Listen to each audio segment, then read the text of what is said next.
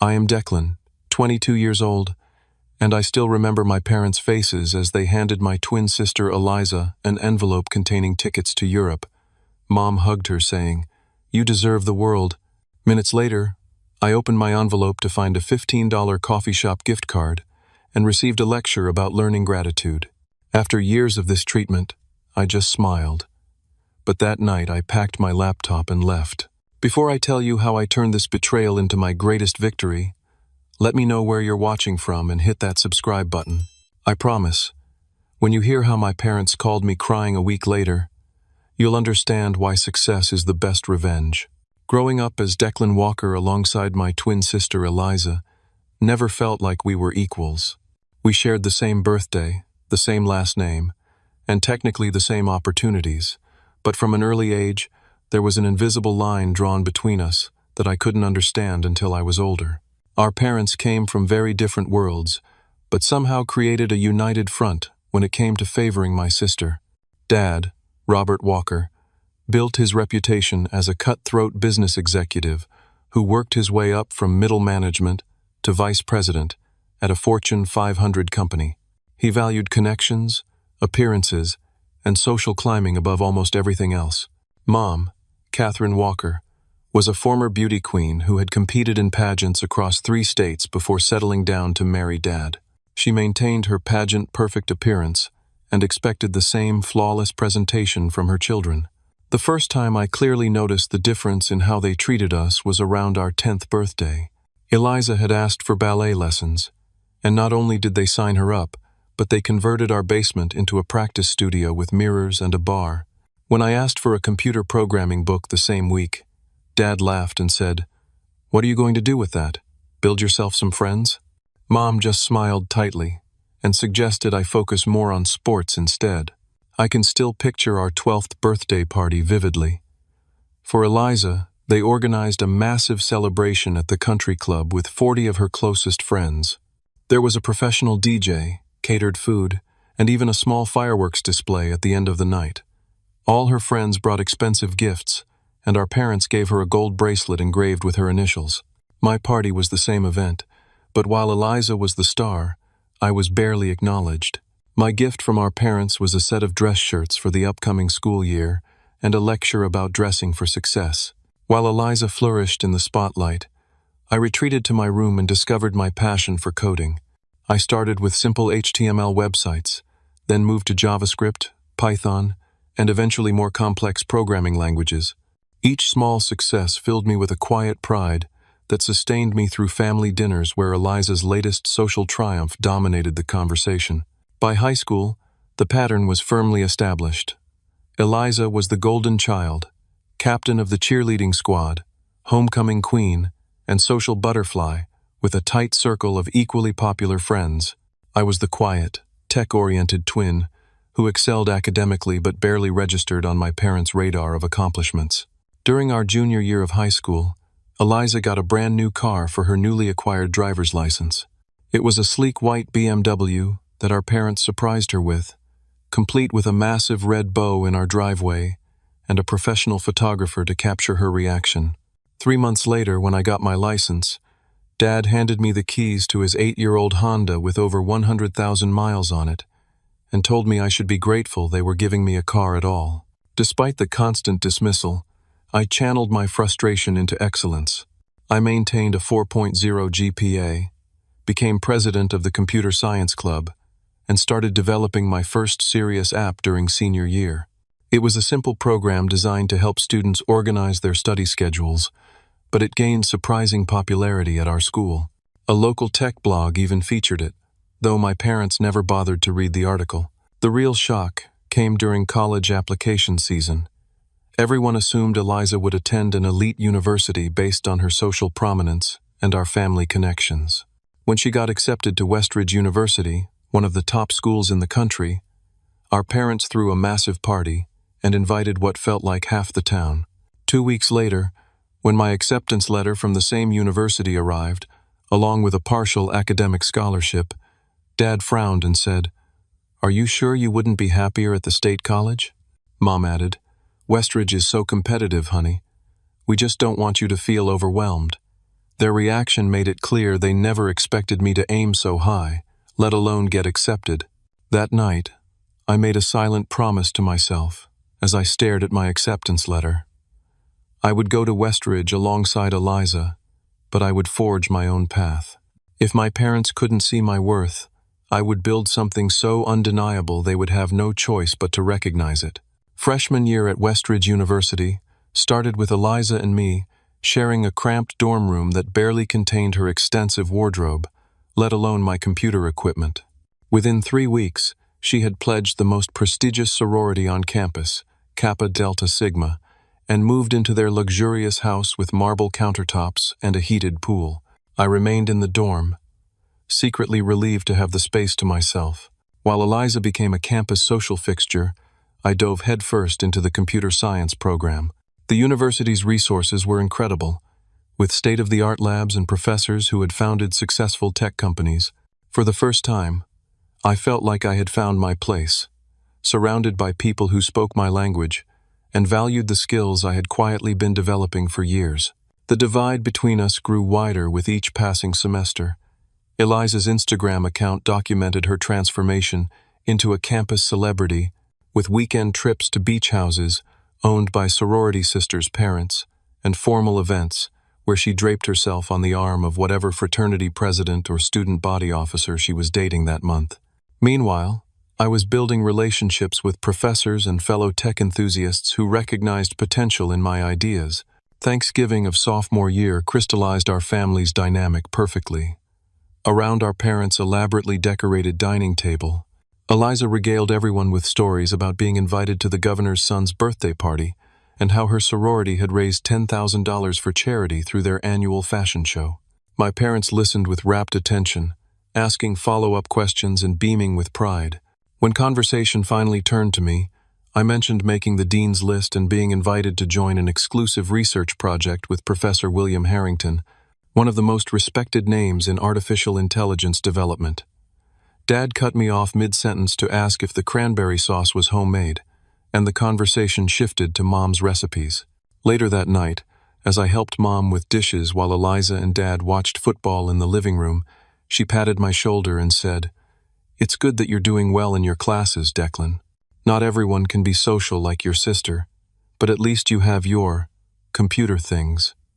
Her attempt at comfort only underscored how little she understood about my world or ambitions. Professor Harrington became the mentor I never had in my father.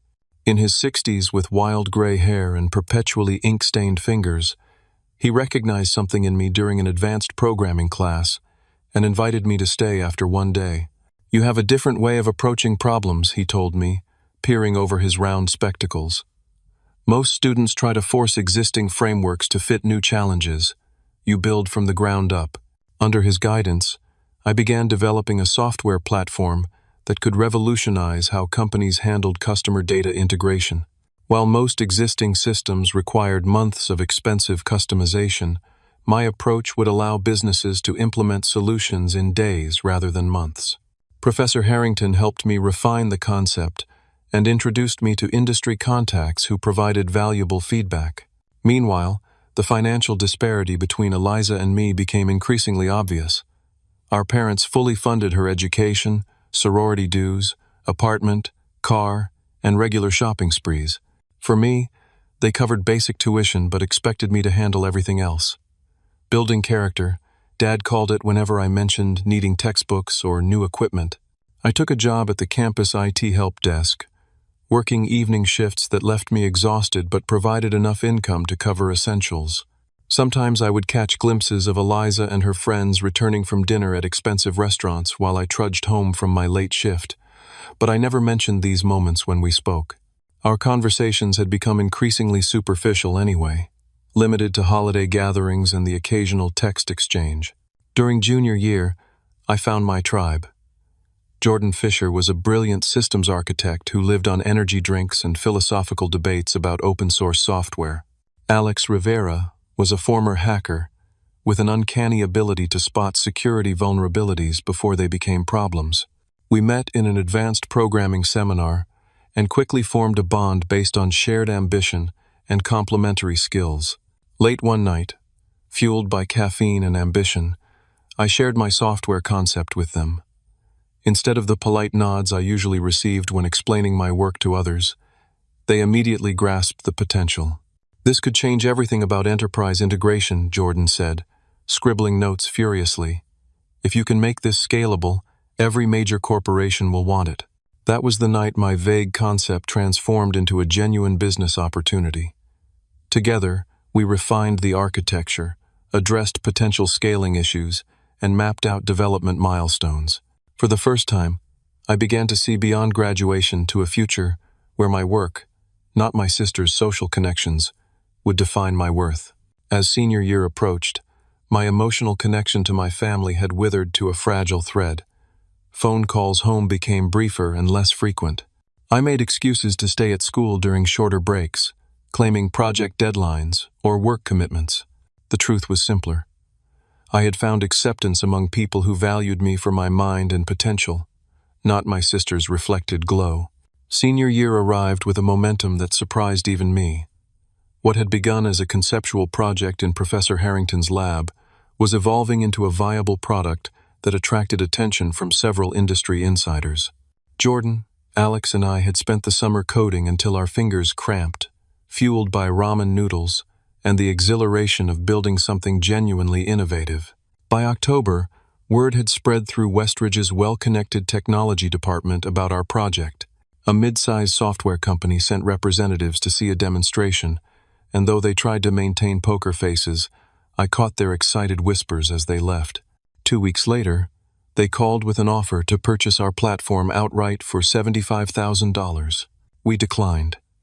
It wasn't arrogance that drove our decision, but a growing confidence that what we were building could be worth exponentially more.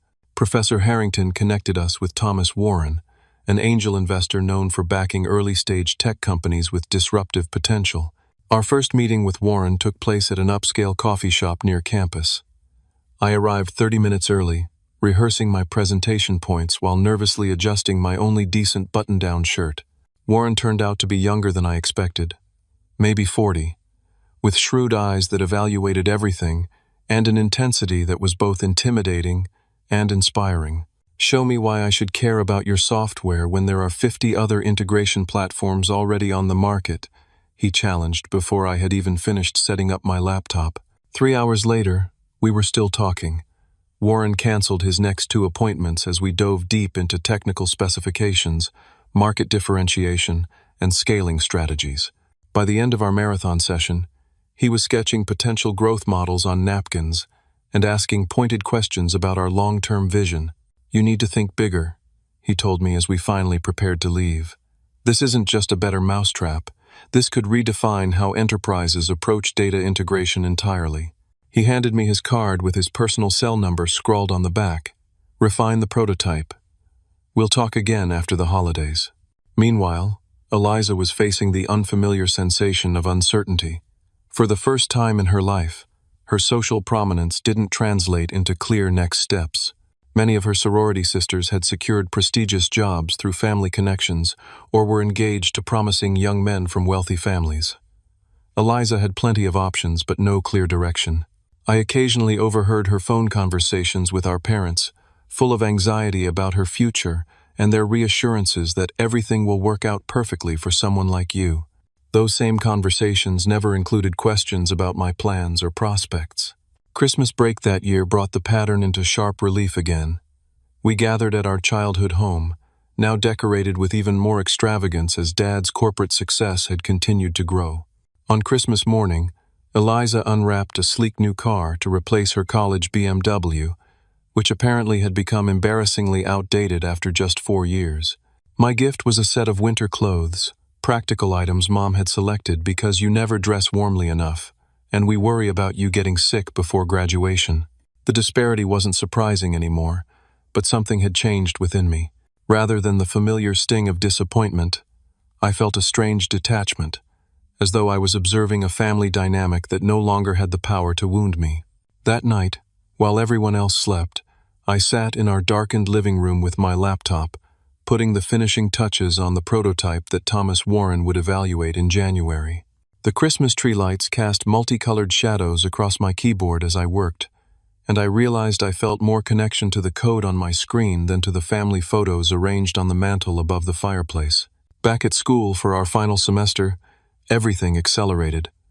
Warren reviewed our updated prototype and called me the next day. "I'm in. $500,000 in seed funding to get this off the ground properly. We can discuss terms next week." The validation was overwhelming, but I kept the news to myself, not ready to share it with anyone beyond our small team and Professor Harrington. As graduation approached, I overheard a phone conversation between my parents and Eliza about her graduation gift. Dad mentioned something about the full European experience and first class all the way, while Mom chimed in about having professional photographers document the trip for her social media. I quietly closed the door to my room and returned to coding, pushing aside the flicker of hope that they might have planned something meaningful for me as well. Despite everything, some small, persistent part of me still longed for their recognition. Maybe graduation, with its tangible evidence of my academic success, would finally bridge the gap between us. Maybe they would finally see me clearly. I prepared for independence regardless. I secured a small apartment near the business district of the city, arranged to start our company operations immediately after graduation, and mapped out a product development timeline with Jordan and Alex. If parental approval came, it would be welcome. If not, I was building a life that didn't require it. Graduation morning dawned with a perfect blue sky that seemed to promise new beginnings. I woke early, the anticipation making sleep impossible. After 4 years of relentless work, countless all-nighters, and the gradual transformation from overlooked twin to promising entrepreneur, this day represented a threshold between my past and future. The residence hall buzzed with activity as families arrived, helping graduates pack final belongings and taking photos to commemorate the occasion. I dressed carefully in the new suit I had purchased, specifically for this day, a significant expense from my limited budget but one that felt important. The charcoal gray material and subtle blue tie projected exactly the image I wanted.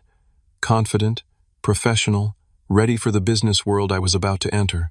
My parents and Eliza arrived at 10:30, Dad parking their luxury SUV in the visitor lot and immediately checking his watch. Mom looked impeccable as always in a designer dress and heels that probably cost more than my entire wardrobe. Eliza wore a sundress that complemented her graduation gown perfectly, clearly chosen with Instagram aesthetics in mind. "Oh, Declan, couldn't you have gotten a haircut?" were Mom's first words as she air-kissed my cheek. Dad gave me a firm handshake and a cursory glance before launching into a story about meeting the university president at a charity gala last year. We walked to the ceremony venue together, Mom and Eliza chatting animatedly about graduation outfits they had spotted, Dad fielding business calls despite the occasion. I felt simultaneously part of this family unit and completely separate from it, like a satellite maintaining orbit around planets that generated no gravitational pull.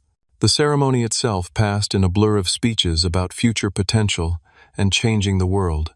When my name was called, I crossed the stage to receive my diploma with highest honors in computer science and business administration.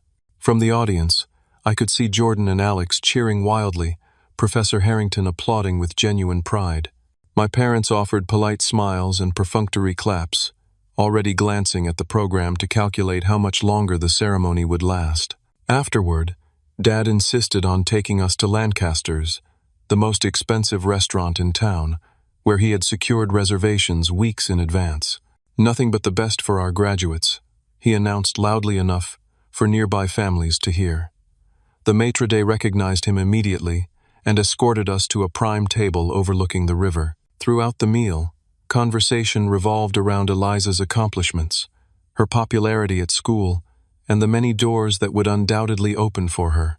Mom described how 3 different mothers from their country club had already inquired about setting up interviews for Eliza at their husbands' companies. "And what about you, Declan?" Dad finally asked as dessert arrived. "Have you given any thought to what comes next?" I could make a call to human resources at my firm. They always need people to manage the technology department. Before I could answer, Mom chimed in. "That would be perfect. Regular hours, good benefits, a respectable career path." The way she emphasized respectable made it clear what she thought of my entrepreneurial ambitions on the few occasions I had tried to share them. "Actually, I have plans," I began, but Eliza interrupted with a dramatic gasp. Is it time for gifts? I cannot wait another second. Her performance was perfectly calibrated for maximum attention, a skill she had refined over 22 years of being the family spotlight. Dad smiled indulgently and produced 2 envelopes from his jacket pocket. One was thick, cream-colored stationery, with Eliza's name calligraphed on the front. The other was a standard business envelope with my name written in ballpoint pen.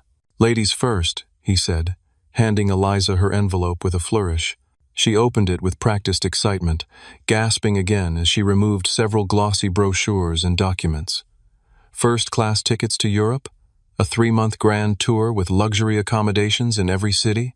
Private guided tours of the Louvre, the Vatican, and Buckingham Palace? Her voice rose with each revelation. My own professional photographer for the entire trip to document everything for my social platforms? Mom reached across the table to squeeze Eliza's hand, tears glistening in her eyes. "You deserve the world, darling. This trip will give you the cultural polish and connections that will set you apart in whatever career you choose." Dad nodded solemnly. "Consider it an investment in your future. The people you'll meet, the experiences you'll have, they're priceless. When you return, doors will open that others can't even see." The restaurant seemed to contract around me as I watched this familiar scene play out. The excessive gift, the emotional validation, the framing of luxury as necessity. I had witnessed variations of this moment throughout our lives, but something about this particular instance, on this day of supposed equal accomplishment, struck deeper than usual. Dad slid the second envelope across the table toward me. "Your turn, son." I opened it slowly, already knowing whatever was inside would pale in comparison. The envelope contained a gift card to Scholars Brew, the coffee shop near campus where I often worked late into the night, and a handwritten note in Dad's precise script. The gift card was for $15. The note read, "Congratulations on your graduation. Remember that in the real world, success comes to those who understand the value of hard work and gratitude. This is the beginning of your journey towards self-sufficiency." I stared at these items for several seconds, trying to process not just the insultingly small monetary value, but the breathtaking lack of thought, effort, or emotional investment they represented. "Well," Mom prompted, "isn't that thoughtful? Your father knows how much time you spend in coffee shops with your computer." Dad leaned forward, entering lecture mode. "Declan, as you enter the professional world, it's important you learn gratitude for the opportunities presented to you. Eliza understands the importance of social grace and appreciation. Her trip will enhance qualities she already possesses. You need to develop these fundamentals before you can expect more." I looked around the table at my family. Dad, self-satisfied and oblivious. Mom, nodding along with his wisdom. Eliza, already scrolling through Instagram to share news of her extravagant gift, barely paying attention to my reaction. In that moment, something crystallized within me. This wasn't just about unequal gift values or ongoing favoritism. It was about a fundamental misunderstanding of who I was and what I had accomplished. It was about the recognition that this dynamic would never change unless I changed it myself. I smiled, tucked the gift card into my wallet, and thanked them politely. "It's perfect," I said, surprising even myself with how calm I sounded. Exactly what I needed. For the remainder of the meal, I participated in conversation with unusual engagement, asking Eliza about her travel plans and complimenting Mom on her earrings. If my family noticed anything unusual about my sudden sociability, they gave no indication. When the check arrived, Dad paid with his platinum card and suggested we all return home for a small celebration with champagne. As we exited the restaurant, I declined the offer of a ride in their car, explaining I needed to drop off some books at the library. "I'll meet you at home in an hour," I promised, already knowing it was a promise I had no intention of keeping. I drove back to campus one last time, parking near my residence hall and sitting in silence for several minutes. The afternoon sun cast long shadows across the quad where just hours earlier I had officially completed my university education. 4 years of growth, discovery, and quiet determination had led to this pivotal moment. In my room, I began methodically packing the essentials: my laptop, external hard drives containing all my code and project files, and the prototype demonstrations we had developed for potential investors. I took only the clothes I would need immediately, my important documents, and a few personal items that held genuine meaning. As I packed, memories from throughout my life played like a slideshow in my mind. My 10th birthday, when Dad forgot to get me a gift but came home with an expensive bracelet for Eliza because he had seen it while shopping for clients. The high school science fair where I won first place, only to have my parents skip the awards ceremony because Eliza had a minor role in the school play the same evening. Countless dinners where my achievements went unacknowledged, while Eliza's smallest accomplishments were celebrated extravagantly. The pattern was so consistent, so unyielding, that continuing to hope for change had become its own form of self-betrayal. The $15 gift card wasn't the cause of my decision to leave, but the final confirmation that nothing would ever shift unless I forced it to. I gathered the last of my belongings, surprisingly few for someone who had lived 2 decades with the same family. My entire life fit into 3 duffel bags and a backpack. Before leaving, I wrote a simple note on the university stationery I had received at freshman orientation 4 years earlier. Thank you for making this decision easy. No signature was necessary. I placed the note on my meticulously made bed, took one final look around the room that had housed my transformation from overlooked son to emerging entrepreneur, and closed the door behind me. Outside, I called Jordan. He answered on the first ring. "How was the graduation lunch?" he asked, his voice cautious. Jordan knew enough about my family dynamics to understand why I might need support today. "About as expected," I replied, keeping my voice steady. "Is that spare room still available at your place?" There was only the briefest pause before he responded. "Of course, for as long as you need it. Do you want me to come help you move your stuff?" "I'll be there in 20 minutes. As I drove away from campus, I passed the turn that would lead to my childhood home. Through the windshield, I could see my parents' house on the hill, lights glowing warmly in the growing dusk. I imagined them inside, champagne already flowing as Eliza showed Mom websites of European destinations she would visit. Dad was probably making calls to business associates, bragging about his daughter's grand tour. For a moment, I felt a sharp pang of grief for the relationship we never had, the approval I never received, the connection I had spent years trying to establish. Then I accelerated past the turn, watching in my rearview mirror as the house grew smaller and finally disappeared from view.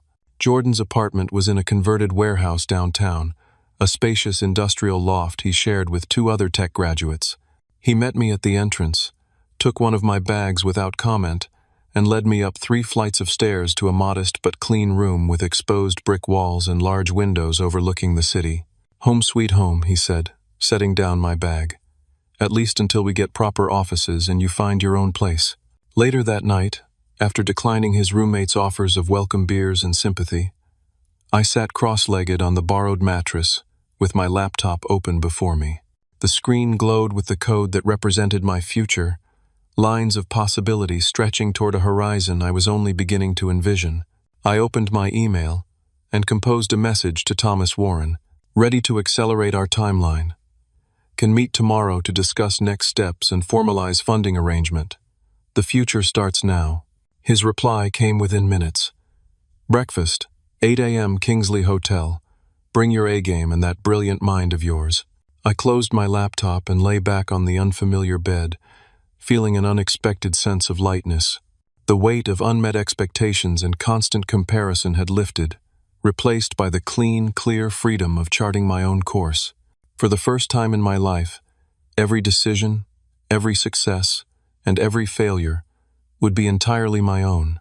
My phone buzzed repeatedly with texts from Eliza, each growing more concerned as the evening progressed. "Where are you?" "Mom and Dad are waiting with champagne." "Declan, seriously, call me. They're getting worried. This isn't funny. Did something happen? Please just let me know you're okay." I turned off the phone and placed it in the drawer of the bedside table. Tomorrow would be soon enough to deal with the fallout. Tonight belonged to me alone. The first week of independence passed in a blur of activity and purpose. Jordan's spare room became my temporary home base, a Spartan but functional space where I slept on a mattress on the floor and woke each morning with a clarity I had never experienced living under my parents' roof. My meeting with Thomas Warren, exceeded all expectations. Over breakfast at the Kingsley Hotel's upscale restaurant, we formalized our agreement: $500,000 in seed funding in exchange for 20% equity in the company. The funds would be transferred within 48 hours, allowing us to secure office space, purchase necessary equipment, and hire additional developers to accelerate our timeline. "This is an investment in you as much as your technology," Warren told me as we shook hands to seal the deal. "I've backed dozens of startups, and the difference between success and failure rarely comes down to the initial idea. It's about the founder's resilience and adaptability." He looked me directly in the eyes, his expression serious. "You've got something most young entrepreneurs lack. You've already learned to succeed without external validation. That's invaluable." His words resonated with me on a level I wasn't prepared for. What I had always seen as my greatest disadvantage, the lack of parental support and recognition, might actually have forged the very qualities that would drive my success. By the end of the week, we had leased a small but prestigious office space in the emerging tech district downtown. The space featured open-concept workstations, 2 conference rooms, and large windows that flooded the area with natural light. Standing in the empty space before our furniture arrived, I felt a surge of ownership and possibility that no amount of parental approval could have provided. Jordan and Alex officially joined as co-founders, each bringing complementary skills to our fledgling enterprise. We hired 2 additional developers, both recent graduates with impressive portfolios and the hungry, ambitious energy we needed. Our small team gathered around folding tables with our laptops, working 14-hour days fueled by delivery pizza and the intoxicating momentum of building something from nothing. Throughout this period, my phone continued to accumulate messages from Eliza, each more urgent than the last. My parents, surprisingly, didn't call once during the first 3 days, apparently assuming I was being dramatic and would return when I came to my senses. When they finally did start calling, I let their attempts go to voicemail, not yet ready to engage with the inevitable guilt trips and misunderstandings. Eliza's messages took a different tone from our parents. Between expressions of concern and confusion, I detected genuine worry and perhaps even remorse. On the 5th day after graduation, I finally sent her a brief text: "I'm safe, need space, focus on your trip." Her immediate response came as a flurry of questions and pleas to talk, but I returned to my work, immersing myself in code and business development rather than family dynamics. The company needed my full attention, and for once in my life, my priorities would come first. We named our company Nexus Integration Systems, reflecting our software's ability to serve as the central connection point for disparate corporate data systems. I worked with a graphic designer to create our logo and brand identity, insisting on clean, professional aesthetics that would appeal to enterprise clients. By the end of our 2nd week, our office had transformed from an empty shell to a functioning headquarters with proper workstations, meeting areas, and even a small kitchen stocked with essentials. The work itself provided a satisfaction I had never experienced before. Every line of code, every product feature, every business decision represented a direct extension of my vision and abilities. There were no parents to impress, no sister to compete with, just the pure meritocracy of building something valuable and seeing it recognized as such. Our first major breakthrough came almost accidentally. While refining our database integration module, I discovered a method to process legacy system data 40% faster than any existing solution on the market. What began as a technical footnote quickly became our primary selling point, when demonstrations consistently showed dramatic performance improvements over established competitors. A prominent tech blog got wind of our innovation through Professor Harrington's academic connections and requested an interview. The resulting article, titled Nexus Integration: The Startup Redefining Enterprise Data Management, generated immediate industry buzz. Within days, our website traffic increased tenfold, and inquiries from potential clients and additional investors began flooding in. The first time I saw my name in print, described as a visionary young CEO and emerging leader in enterprise software, I felt a complex mix of emotions: pride in the recognition, certainly, but also a lingering sadness that my family wasn't sharing in this moment. Despite everything, Some childlike part of me still wanted to show them the article, still hoped for their approval and pride. Instead, I channeled that energy into securing our first major client. Global Financial Partners, a mid-sized investment firm with offices in 3 states, had been struggling with data integration issues for months. Their chief technology officer reached out after reading the tech blog article, and within 2 weeks, we had signed a $75,000 contract to implement our solution across their entire organization. The day we signed the contract, I moved out of Jordan's spare room and into my own apartment in a modern building downtown. The space was modest, 1 bedroom with an open kitchen and living area, but it represented another step toward full independence. I furnished it sparsely but intentionally, selecting a few quality pieces that reflected my personal taste rather than my parents' ideas of appropriate decor. That night, standing at my floor-to-ceiling windows overlooking the city lights, I felt an unfamiliar sensation washing over me. It took several moments to identify it: contentment. Not happiness exactly, which seemed too simple a word, but a deep, settled confidence in my path and purpose. For 22 years, I had measured my worth through my parents' eyes and found it wanting. Now, I was writing my own metrics for success. My phone buzzed with a notification. An email from Eliza. I postponed the Europe trip.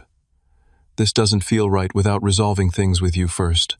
I never realized how much they favored me until seeing your empty room and that note. I'm so sorry, Declan. Please talk to me when you're ready. I miss my brother. I didn't respond immediately, but for the first time since graduation, I felt open to the possibility of reconnection, at least with my sister. Perhaps distance was creating space for new understanding on both sides. Exactly 1 week after graduation, my parents finally called. Not just once, but 17 times in succession, their names flashing on my phone screen with increasing urgency. On the 18th attempt, I answered. Declan James Walker. My father's voice carried the same authoritative tone he used in board meetings. This childish disappearing act ends now. Your mother is beside herself with worry. I sat at my desk in our new company headquarters, looking out at my small team working diligently on the project that was rapidly becoming our future. This isn't a disappearing act, Dad. This is me starting my life on my terms. By running away? By leaving a cryptic note that sent your mother into hysterics? Is this about the graduation gift? For God's sake, if you wanted a vacation too, you could have just said something. The stunning lack of self-awareness in his statement momentarily left me speechless. In the background, I could hear my mother's voice rising in distress, demanding he put the phone on speaker. Declan, honey, she began, her voice wavering between anger and tears. We've been worried sick. The police won't even file a missing persons report because you're an adult. Is this really about your sister's trip? You know we would have included you if you had shown any interest in culture or travel. This isn't about the trip, I said quietly, or the $15 gift card, though that was certainly symbolic. This is about 22 years of being treated as an afterthought in my own family. That's ridiculous, Dad interjected. We've given you every advantage, paid for your education. Half my education, I corrected. I worked through college while Eliza had everything covered, including her apartment and car. Well, she had additional social obligations that— Robert, stop, Mom interrupted, surprising both of us. Her voice had shifted to something more contemplative. Declan, where are you? Are you safe? Can we see you? I'm safe. I've started a company with the technology I've been developing throughout college. We just secured our first major client and significant investment funding.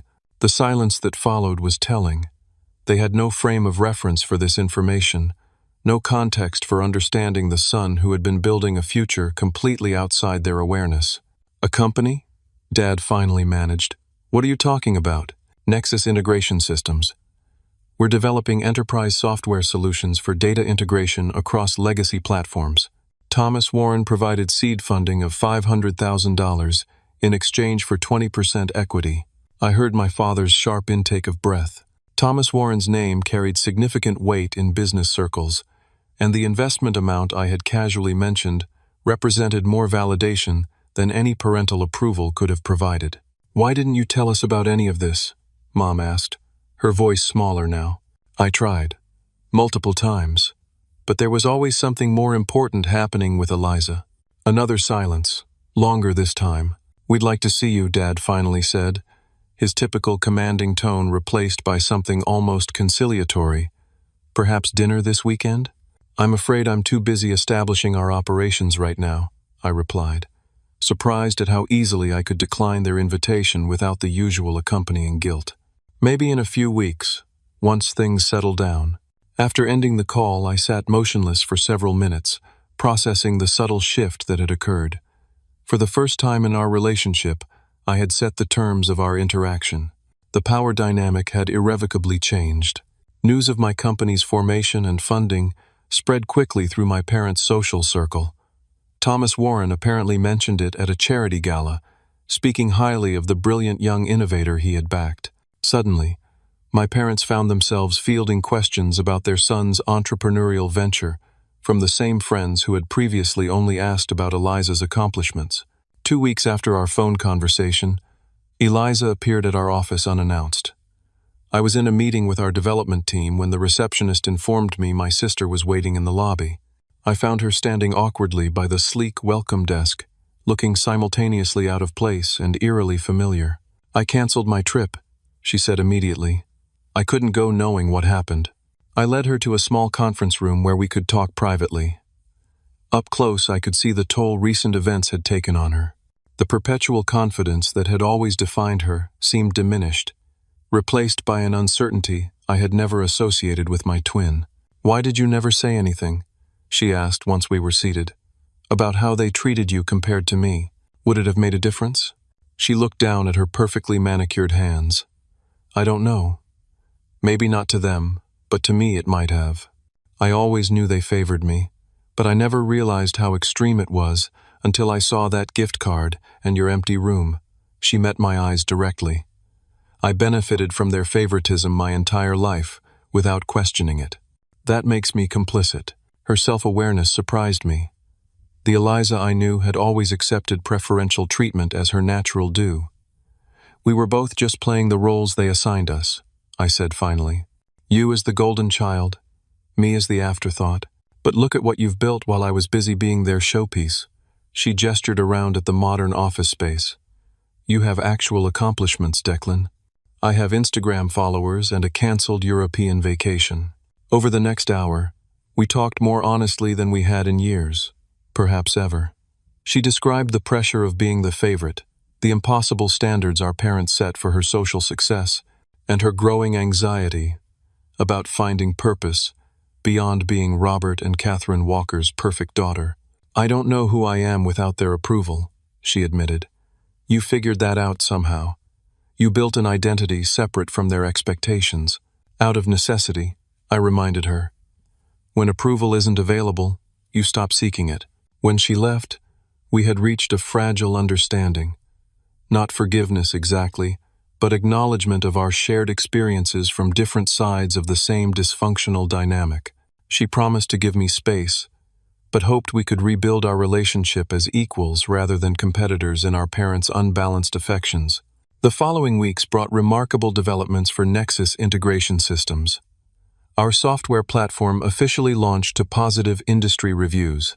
2 additional clients signed contracts, bringing our projected first-year revenue to just under $400,000. We expanded our team to include a dedicated sales representative and a client success manager. Throughout this period, I maintained minimal contact with my parents, responding to texts with brief, factual updates, but declining their increasingly insistent dinner invitations. I needed to establish firm boundaries before attempting any reconciliation. Nearly a month after graduation, they showed up unannounced at our office. I was reviewing code with our development team when Jordan appeared at the door, his expression conveying everything I needed to know. "Your parents are here," he confirmed unnecessarily. Reception called up. "I can tell them you're in meetings all day if you want." I considered the offer for a moment before shaking my head. "No, it's time. Thanks."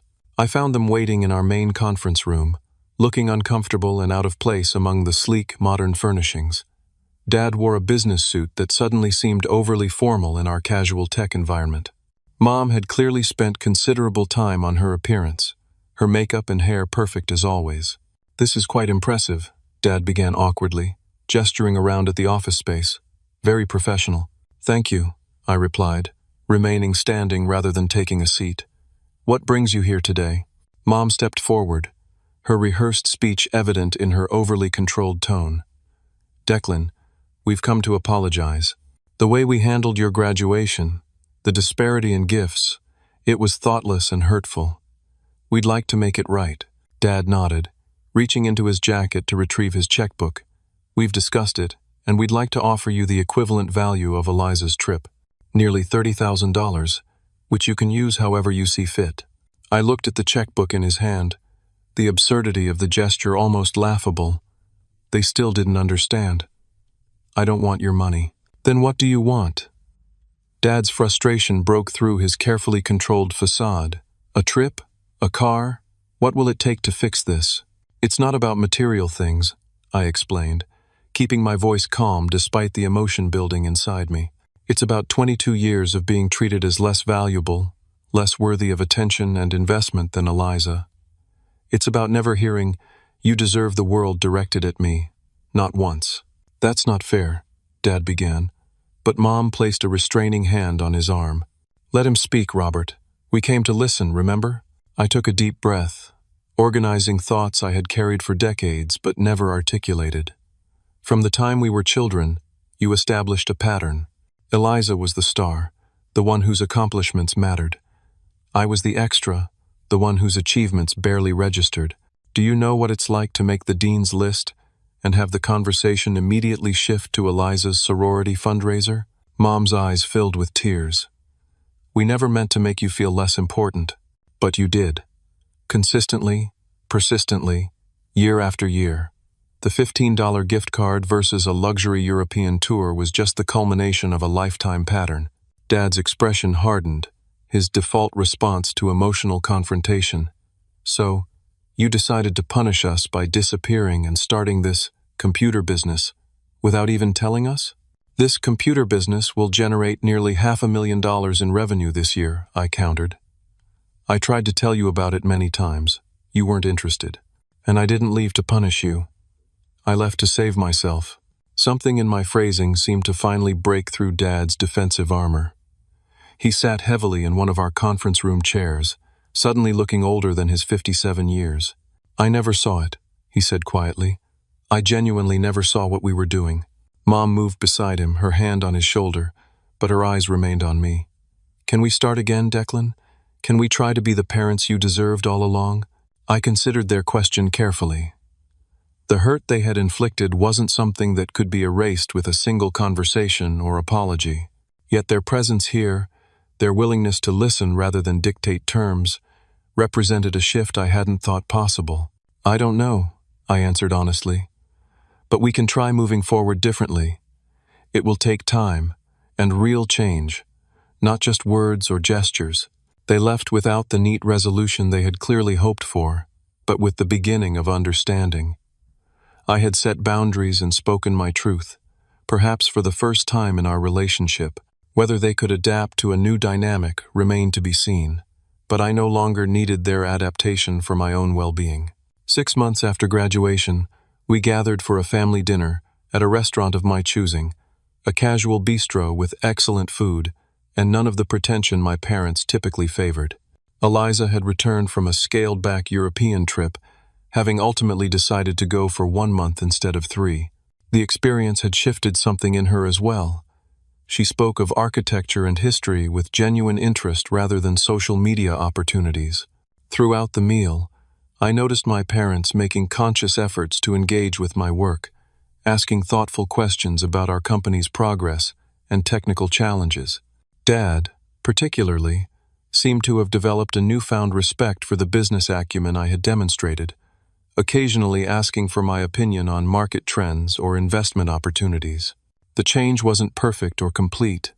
Old patterns occasionally emerged, quickly corrected by awkward silences or gentle redirections, but the effort itself represented a foundation we might build upon. 1 year after graduation, Nexus Integration Systems had expanded to a staff of 15, with clients in 3 countries and annual revenue approaching $2 million. Thomas Warren's initial investment had been supplemented by a second round of funding that valued the company at $12 million. The technology publication that had first featured us now listed me among 30 under 30 innovators transforming enterprise software. My relationship with my family had reached a state of cautious equilibrium. We maintained regular contact without the enmeshment that had characterized our earlier dynamic. My parents had slowly earned limited places in my life through consistent respect for boundaries and genuine interest in my work. Eliza and I had rediscovered some of the connection we had shared as young children, before parental favoritism had transformed us into unwitting competitors. The $15 gift card remained in my wallet, unused, not as a reminder of hurt or rejection, but as a marker of the moment I chose myself, the catalyst that launched me toward authentic success and self-validation. What my parents had intended as a lesson in gratitude had indeed taught me to be grateful, though not in the way they had intended. I learned to be grateful for my own resilience, for the friends who became my chosen family, for the mentor who recognized potential my parents had overlooked, and for the courage to walk away from patterns that diminished rather than nurtured me. The greatest revelation wasn't that success is the best revenge, as I once believed. It's that success built on self-respect and authentic purpose isn't revenge at all, but liberation. The ultimate gift wasn't proving my worth to those who had undervalued me, but discovering that their valuation had never defined my true worth at all. If you're watching this and struggling with family dynamics that make you feel smaller than your potential, remember that your value isn't determined by those who fail to see it. The validation you seek externally can only be temporarily satisfying until you learn to validate yourself from within. Have you ever had to walk away from relationships that diminished you in order to grow? Share your experience in the comments below. And if this story resonated with you, please like, subscribe, and share it with someone who might need to hear that sometimes the best family is the one we build for ourselves. Thank you for listening to my journey, and I hope it gives you courage for yours.